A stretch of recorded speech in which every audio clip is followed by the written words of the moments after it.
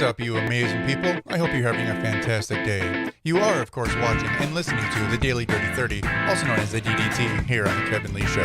And I'm your host, Kevin Lee. Now, for those of you who do not know what the DDT is all about, let me take a moment to explain. You see, it's a show that airs live at 9 p.m. Central Standard Time, Monday through Friday, and it's where I spend 30 minutes telling you, the viewer, all about the things that bother me today.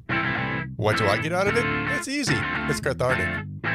Why should you tune in? That's even easier. It's entertaining. Sound like a fair trade? Good. Let's get to it.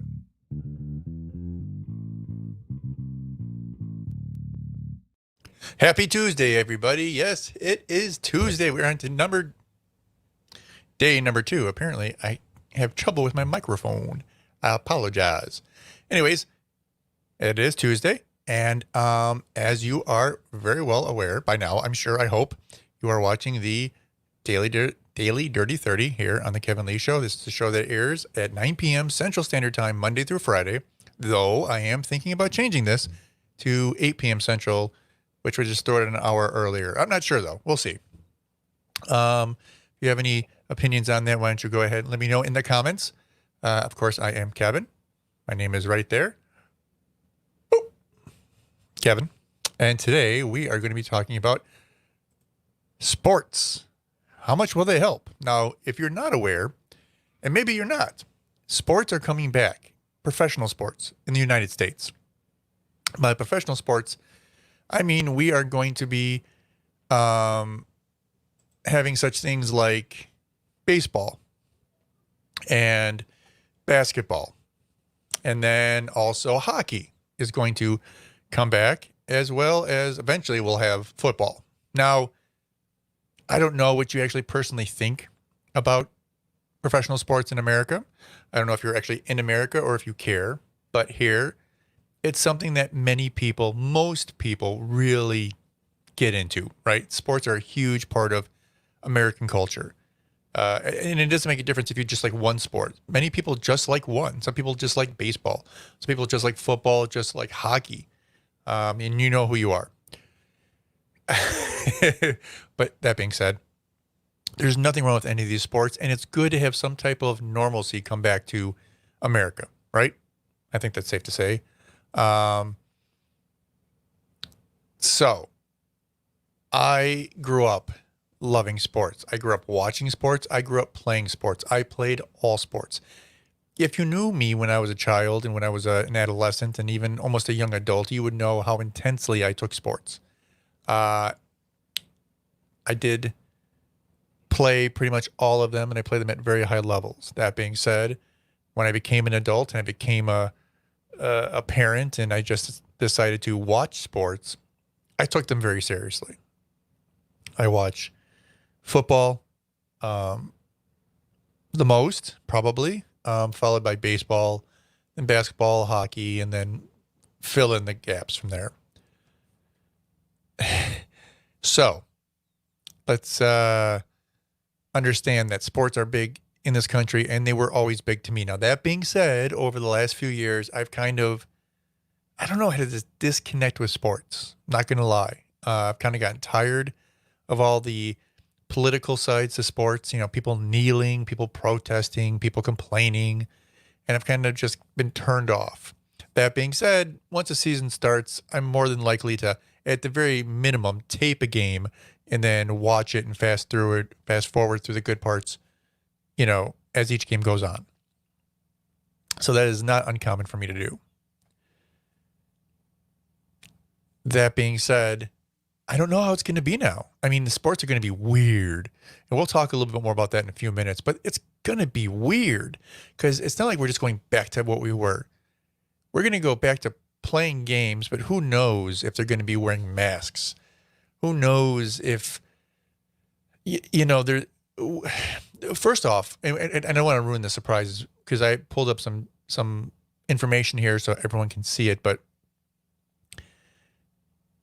the experience of watching a game is going to be different because there are going to be no people in person. I mean, nobody, which I know sounds odd, and I'm telling you it is. It's very odd, and we'll get into that in a minute. But like I said, I grew up playing sports. I love sports.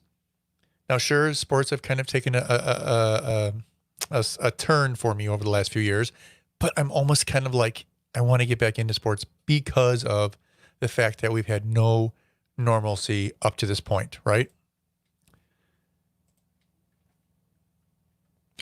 We have an opportunity, and I'm the perfect example because, like I said, I haven't liked sports in a while. I'm trying to think the last time I actually was really fully into sports. Probably about 3 years ago, 4 years ago, I followed pretty much every single football game for the Chicago Bears. And if you're not a Chicago Bears fan, then I feel sorry for you. But that being said, we have an opportunity, no matter who you root for, no matter where you live, no matter what you do, you have an opportunity to kind of grab a piece of America again and dig in and root for somebody. And, I don't even care if you root for the Packers at this point. Just go ahead and root for somebody. You know what I mean? So since all these sports that we're supposed to be playing are coming back first, we'll go over those. Okay. Let's see. I'm going to have to reshare. Right? Or hold on one sec. 1 second. All right, we'll go here. So we're going to jump into this screen, right? This screen is going to give us an opportunity to actually, let me take off some of this branding. Get it out of the way. Get it out of the way. All right. So here, we're going to start talking about Major League Baseball first, because that is the sport that's literally coming back in 2 days. Not tomorrow, not on Wednesday, but on Thursday, the 23rd, there will be 2 official baseball games. It's going to be the Yankees versus the Nationals and the Giants versus the Dodgers. There isn't one of these teams that I actually even care about, but I guarantee you I'll be watching at least some of one of these games, right? Then after that, we're going to go into the next day to almost a full load. We're going to have, the Braves versus the Mets, the Tigers versus the Reds, the Blue Jays versus the Tampa Bay Rays, the Marlins versus the Phillies, the Royals versus the Indians, the Brewers versus the Cubs, the Orioles versus the Red Sox, the Rockies versus the Rangers, the Twins losing to the White Sox. Couldn't tell who I root for. Pirates, Cardinals, Marlins, right? No, Mariners, I'm sorry, Astros, D-backs. I'm sorry. That's a terrible name. I know it was the Diamondbacks, but why do you call them the D-backs? Really? It's awfully close to D-bags. No? Just me? Okay. Padres, Giants, Dodgers, Angels, Athletics, and so on and so forth. So starting, and I honestly, I don't even know how many games they're playing. Obviously, it's a very shortened season, considering we're not even starting until July 23rd. And who knows how far we're going to get? Because who knows how many players are going to get sick and how many people are going to decide that they just don't want to play, right? That being said, though, I actually find this interesting because most of these teams, I think all these teams, are going to be playing home games at their field. And why shouldn't they? Because they're not having fans, so it doesn't really matter, right? I mean, you're going to have people there, but the only people who are going to be there are going to be the players and the managers and the broadcasters and the umpires. So why not be at your home field, right? That's what I say. So now MLB will use, okay, this is something interesting because there is going to be no fans in the stands, right? So it kind of makes for an odd game when there's no noise other than exactly what the game's playing. It's like watching a Little League game. Even then, there's still parents yelling and screaming, so there's plenty of noise. But when you're at an MLB game and there's nobody there, and there's usually 15,000, 20,000, 25,000, however many people it might be, depending upon the size of your stadium, it would be a very airy and odd experience, right? So what the MLB in their wise decision-making have decided to do is that they're going to use crowd noise. They're going to pump in crowd noise, but not from like past events, not from past anything. So because they need a way to control it and decide when they should, have a crowd cheering or a crowd booing or a crowd doing whatever. They found the best way for this to happen is to literally use noise, crowd noise, from the MLB game, The Show. So if you're not aware, there's a baseball video game called The Show, produced by the MLB, and they'll be using the crowd noise from that game for fanless games during the pandemic. Think about that. They're going to be using video game noise to represent actual human beings at the game. Now, obviously, they're not going to show the stands any more than they have to, right? They'll probably even have like how they do it. Like I saw the other day was I think it was Major League Soccer, and they had like these cloth banners like blocking 10 feet up in the air all around the edge of the stadium. So when they're showing players running around towards the sides, you're not going to see up. I don't know what they're going to do for the far stands. They'll probably just have like something covering the stand so you can't see anything. I don't know what they'll do, but obviously they don't want to draw attention to the fact that there's nobody there. But that's just crazy. And they did the same thing with the MLS, with the Major League Soccer. They pumped in fan noise, crowd noise. I don't know where they got it from, but it's like rumblings and cheering, and it was crazy, right? But they're going to do this for every major league team, I guess. Apparently, this is the plan from what I've read. And it's interesting. And okay, so here it says, with fans prohibited from attending games, Major League Baseball will give stadium sound engineers access to about 75 sound effects from the video game to pump into contests. So it's up to each individual venue to decide how they're going to use this. That could actually be kind of cool. Maybe they'll use other things too. Who knows? They'll probably have like an organ for when people come up to bat and things like that. So they'll try to make it as normal as possible, I'm assuming. And that's good. You know, we need some sense of normalcy, right? Even if it's fake it till you make it, right?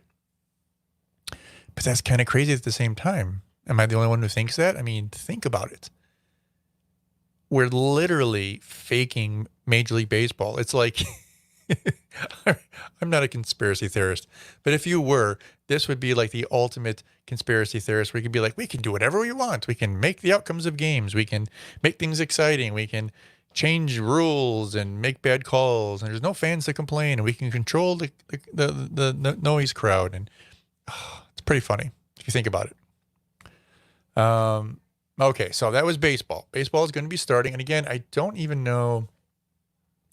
They're playing, as far as I know, they're playing like normal games in the sense like they're having games at home. I think they're only playing, I want to say maybe like certain games more like, not local games, but games inside their actual divisions, I think mostly. I don't think they're traveling very far, obviously to try to minimize exposure and things like that. So I'm not even sure how many games are going to be.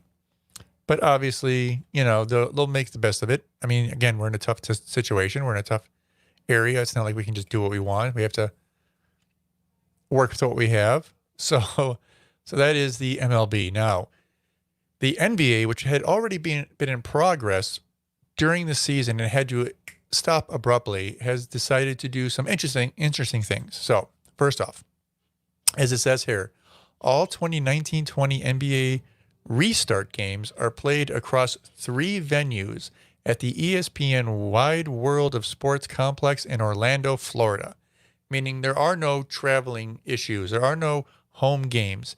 There are literally going to be all these games occurring at 3 different venues at the ESPN Worldwide of Sports Complex in Orlando, Florida.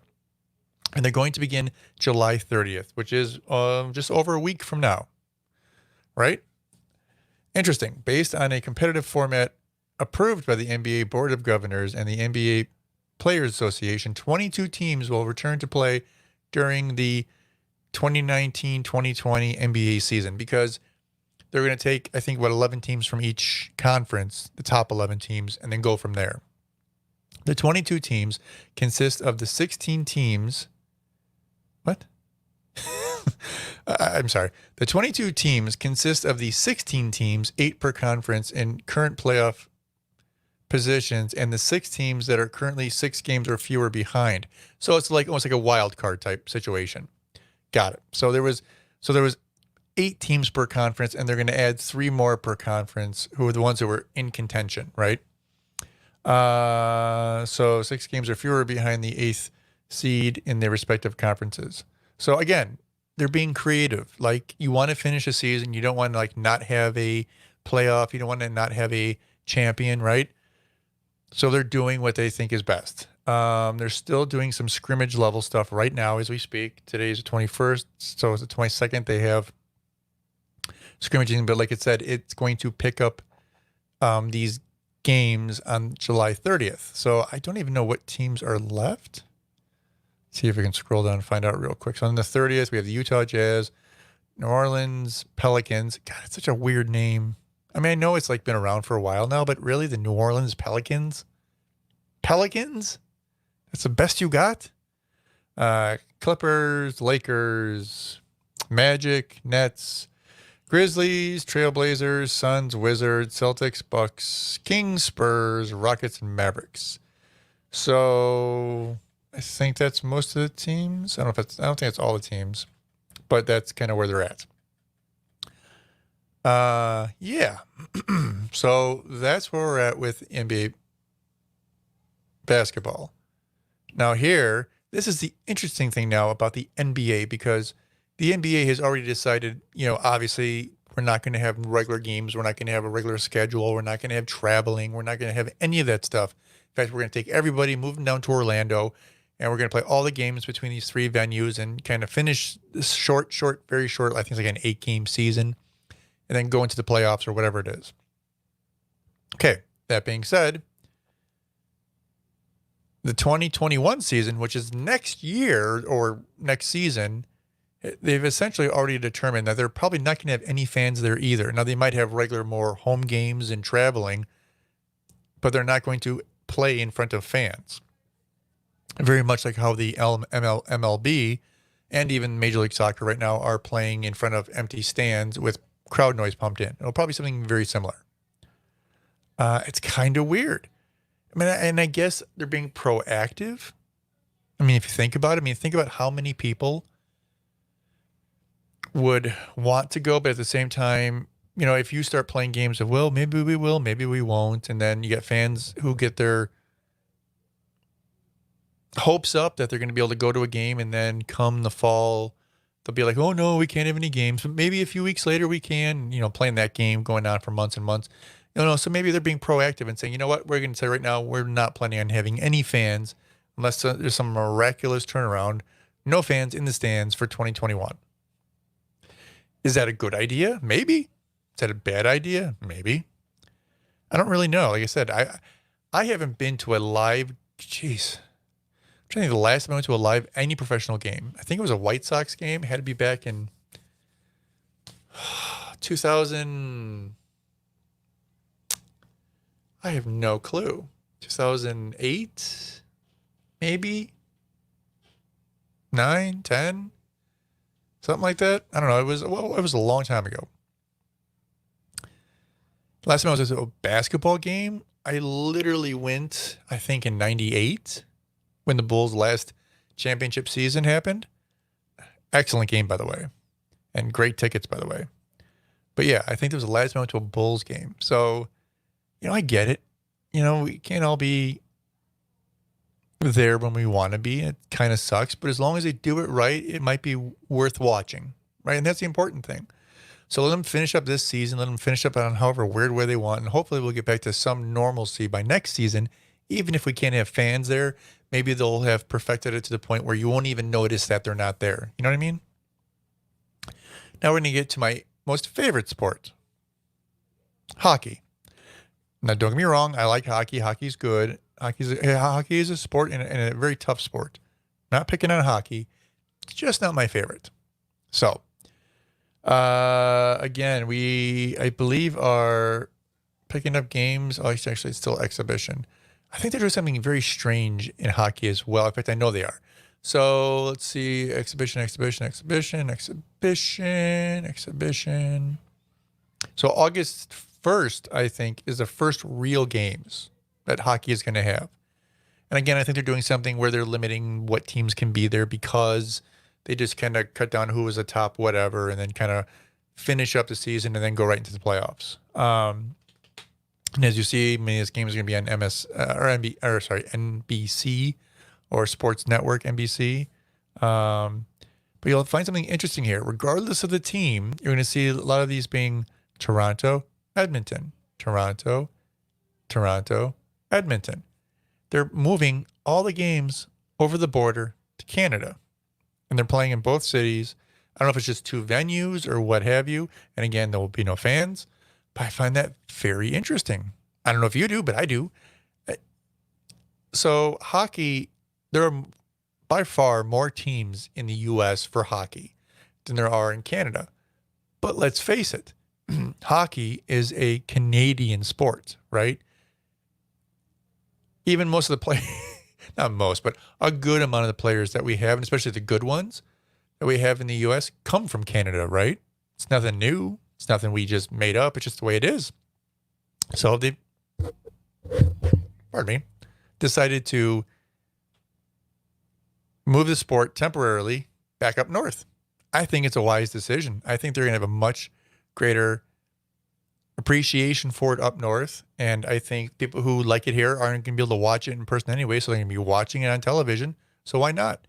That way they don't have to worry about crossing over international borders and deciding how to quarantine people or who to quarantine or do you have to quarantine or any of that nonsense. I think it's a wise decision by the NHL. So as far as the NHL goes, kudos to you. Again, of course, they're going to be without fans. And this is an article from NBC Sports talking about, will the Stanley Cup Playoffs games lose authenticity and blah, blah, blah. Who cares? Again, we are all in this very bizarre, tough situation. Nobody wants to be in it, right? Nobody wants to be like, oh, I don't want to be able to go do this or do that. Of course not. It's just the world we're stuck in. I have no idea why that popped up. Okay. But again, here's some articles, very interesting. But again, hub cities. It's going to be in Toronto. It's going to be in Edmonton. Yeah, I know there's a lot of diehard fans out there who are going to be excited about this. So for you, I'm excited. I'll probably even watch a game or two. I think the Hawks are in it. Blackhawks, that is. Can we even say Blackhawks? I mean, I don't want to get on some political thing right now, but are we still cool to say Blackhawks, or is that going to be taken away from us? I feel very nervous about this. Is it just me? Probably not. Okay, so we only have a few minutes left. So let's jump to the sport that we all really care about, and that will be the NFL. Now, the NFL, as it stands right now, is fully planning on starting its season Thursday, September 10th, just like they did. Now, will they have fans? If the NFL can figure out a way, I'm sure they will. That being said, I don't know. I don't know if they're going to have fans. I do have an article pulled up. We can check it out here in a minute. But yeah, it's going to be interesting, to say the least. All right, so we have the first Thursday game on September 10th. Then Sunday, we've got these guys playing. Bears are beating the Lions, obviously. No doubt. And I think is it going to be a PM game? I think it is. Oh, actually, it's a noon game. Never mind. Yeah, and this goes on. And then we have the Monday night games, which I always thought was interesting. The first week of every season, they decide to have 2 Monday night games. I'm not against it, but I think it's very strange, right? Maybe it's just me. And then from here, you have to jump into week 2, week 3, week 4, blah, blah, blah. But as of right now, they are fully planning on jumping in headlong right into the season, not changing anything date-wise or travel-wise. Now, let's see if we can find anything more out about... Okay, so here. Now, this is very interesting, again, because it's still in the future. We're talking September. So we are in July now. So we have July, August. So not that far away, right? So we're... my goodness, pardon me. Sorry, I had to wet my whistle. So think about this. We're in mid-July now, and the NFL is supposed to start, what day was it? September 10th. So not even 2 months away, right? 8 weeks, 9 weeks away. And the NFL is planning to allow each team, 32 teams, to dictate their own attendance capacity. So they are fully planning on having, at bare minimum, some fans there to say that if you feel like you can fit 30%, 40% capacity, then go for it. Interesting. I find that actually very interesting.